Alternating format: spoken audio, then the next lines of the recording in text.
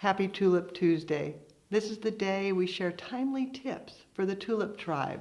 Today, we're talking lily pollen. We all know you want to remove that before you design and deliver because it stains your fingers and it can stain fabric.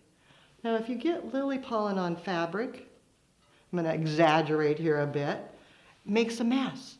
You rub it in, it's going to be there forever. You can't get rid of it.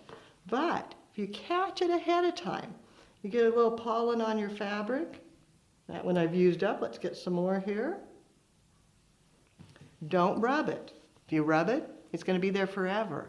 Take a chenille, a pipe cleaner, and just lightly dab it. It'll totally remove it. And you won't even be able to see where it was. Much better than that. There's your tip for today. Now you know how to take care of lily pollen. See you next week.